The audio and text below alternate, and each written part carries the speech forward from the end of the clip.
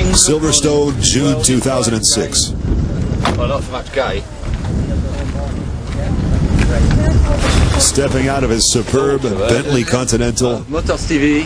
Hello there. Rick Parfitt, the legendary singer-guitar player of the group Status Quo, Mr. Williams, sir. along with Francis Rossi. You learned me something. Now, Rick Parfitt is a motor racing enthusiast.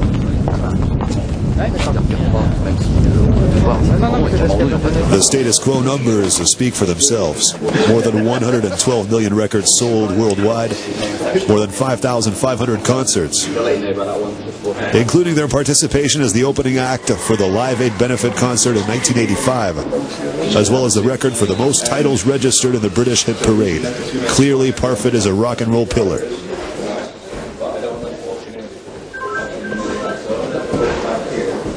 On this day, Parfitt didn't just come to visit with Motors TV. So what's wrong with this is, you've got a constant radius, so it's the same level of steering. If you've got the same amount of steering, you can't possibly accelerate or decelerate. It's impossible at the limits of adhesion. At slow speed you can do it, but not at high speed. He was also on hand to get a driving lesson at the Silverstone Motorsport Academy, where a few very experienced instructors were waiting. The time to sign in, to sit in on the driver briefing and listen very closely to the first bits of advice, in a driving gear to take on the most famous circuit in all of Great Britain. Well, almost, anyway.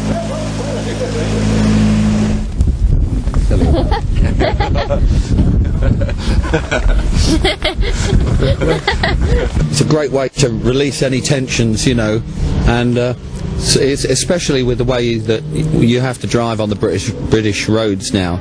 Everything you're squeezed tight, and the cameras and the police. It's just lovely to get out on the track and nail it for an hour. You know, it takes a lot of tension out, and it's always enjoyable. Do you remember when you were first interested, when you were young, maybe, about motorsport? Oh yeah, from a very young age. I mean, I go back further than anybody needs to know, really, to the days of Graham Hill and Jim Clark and Sterling Moss, and go right back to then, when motor racing was really dangerous sport, and they were very brave men. Of course, nowadays it's a lot safer, you know, but it's also a lot faster. But I've always loved Grand Prix all my life, and I try to go to as many Grand Prix as I can. But with the Quo schedule, it's sometimes very difficult to get there. So maybe I've done 2 this year so far. No, I've done 3 this year. So maybe with a bit of luck I get to see maybe one more somewhere. Singer or guitar player is all fine, but now he has to get stuck in. He now installs himself into the Lotus Exige. And this isn't the first time Parfitt has gotten a taste of real sports car driving. Early this year, he took part in a celebrity race in Bahrain during the running of the Formula One Grand Prix. I may never see you again.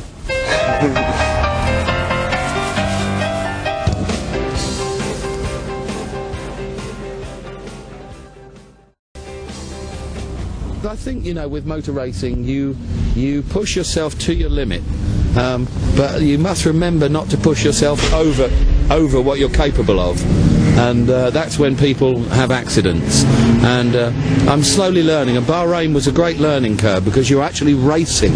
You know, it's a proper race with audience, with a big audience, you know, watching you, and it made me very nervous, much more nervous than a Quo concert, you know. Because it's unknown territory for me. But we survived, and we came in the top 10, so we were happy. I think the whole thing is a little bit rock and roll, you know, kind of rock music, volume, driving a car at high speed. It's all a little bit living life on the edge a little bit, you know, which I've always loved doing. And I have to say, I mean, I've calmed down a bit lately, and that is precisely why I'm able and capable of driving on the track, because I don't drink nearly as much as I used to anymore, and I just drink sociably now. And I mean, a couple of years ago, I wouldn't have been able to do this because I was up at 5 o'clock this morning and I was out with friends last night. And normally from last night, I would have been, oh my God, I can't get up, and I especially can't drive a car. So I've cleaned my lifestyle up, and I have to say, I'm really enjoying it. You see more, you feel happier, and you're able to do more. And the rock and roll lifestyle is fun for, you know, it's been fun for a lot of years, and I've been there, got the t-shirt, and it was great fun. But it's now time to live properly and enjoy life a bit more. At 57 years of age, Rick Parfitt is just as comfortable on the track as he is on stage. And you can hardly notice his recent health problems that forbid him to run. In any case, his personal instructor is formal. The rocker is a pro, and he gets better every time he goes out on the track. Of course, it's impossible not to take notice when he passes by.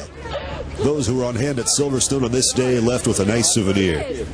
Some days earlier, Status Quo had the honor of headlining a rock concert during the weekend of the British Grand Prix at this very same Silverstone circuit. It's great. I mean, because you come in and you see the British Grand Prix, and you get good seats, and you get to go actually on the grid just 5 minutes before the cars take off, you know, and all that for me is you know, childhood dreams are made of that, actually being on the grid. And then to do a gig afterwards, it's fantastic. All the people are, you know, up for it, and they've all had a few drinks, and it was a lovely sunny day, and it's just a great thing to do. And I would really like to kind of promote it as the F1 festival, because the more, you know, it's seen like that, where people don't have to go and get in their cars and sit in the traffic, you know, they can watch a great motor race, and then they can come and see us. And what enjoy that too, you know. Is Damon Hill a great guitarist? Well, he's a guitarist, and I know he won't mind me saying that. I think Damon, like, I'm quite a frustrated driver. I think Damon's a frustrated guitar player, but you never know. You know, we could put something together sometime and maybe do a bit of rocking together. I wouldn't fancy getting on the track with him, but it'd be good to play guitar with him. Eddie Jordan. Mad. Say no more. Nutter. He came up on stage with us, and he was wild, and I think he is generally quite wild. Very nice chap, but quite wild, quite mad. And who is your... No, he won't mind me saying that, Eddie, please. Who is your favorite driver of all time? I probably think Ayrton Senna. I mean, he, to me, was probably, of the recent age of motor racing, I think he was probably the best I'd ever seen. And I know quite a lot of people would agree with me, and he was such a hero, and set standards, I think, for today's drivers. You know, he pushed the barriers, and unfortunately, I mean, I guess it wasn't his fault necessarily, but you know, that's motor racing. It's we all know it's dangerous, and Ayrton, rest his soul. But because of the accident, I think, you know, motor racing learnt a lot more about itself, and modernising the cars and the cockpits and stuff like that. And it took something like that to move it on again. In 08, it will be 40 years of hit records. So we'll I guess work towards that, and everybody's happy and healthy again. Thank Christ that, you know, my throat has healed up, and we're enjoying playing and being on the road, and like we do. And this is just a very brief break for me, just getting out and doing a bit of motor racing. It's great fun, relaxes you, and I'm back working again in 2 or 3 days' time. So things, you know, don't change within Quo. We work, work, work. Do you prefer making records or concerts? It's a different mindset. When you go into the studio, you know, you change your way of thinking, and you put your creative head on, and you have time to sit back and reflect and look at it and say, that needs this, it needs this, or I don't like this, I don't like that.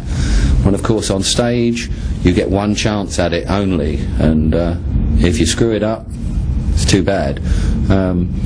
So it's a completely different thing. And to be honest with you, I enjoy both. It's very nice that our business does have, you know, two distinct sides to it. And the one is, you know, out on the road and rocking to however many people, and the other one is relaxing in the studio, having a bit of a laugh, you know, and being creative and seeing your songs that you maybe started on the tour bus, or you maybe started in your kitchen at home, just sitting with a guitar, all of a sudden, you know, come to life. And it's very rewarding to be in the studio, and it's very satisfying, you know, when you hear a song that you've written and it's complete, and you think, well, you know, mission accomplished. And it's a great feeling, as indeed it is at the end of a gig, when you see, you know, everybody up and clapping and jumping around. It's a very rewarding business, and I don't mean necessarily financially. I mean, at the end of the day, I won't lie, it's great, you know, to earn what we earn in this business, but really and truly the satisfaction is making everybody happy at the gig. And once we've done that, then that's our job done. It's been axed because it's kind of like ourselves, I suppose. It's a bit of a British institution. Everybody knows, of all ages, knows Top of the Pops. And I have no idea why they've axed it, but because, I mean, you know, there's music for everybody on there, young and old. And I guess, you know, the title sounds a little bit dated, you know, because it's from the early 60s, I think.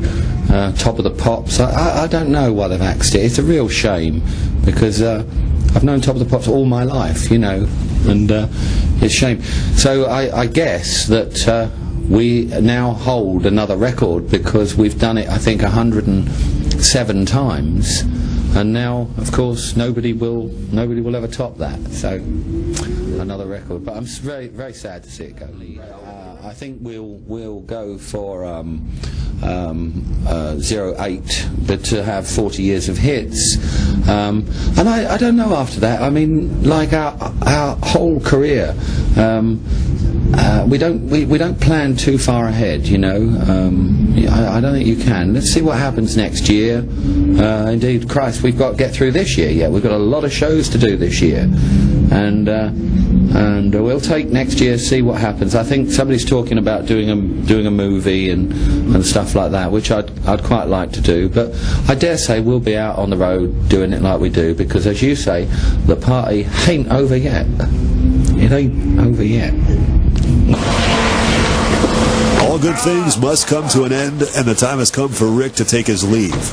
But he definitely caught the racing bug, See you soon. and the concert trail or the route to the racetrack is still a long one. And yep, the party ain't over yet.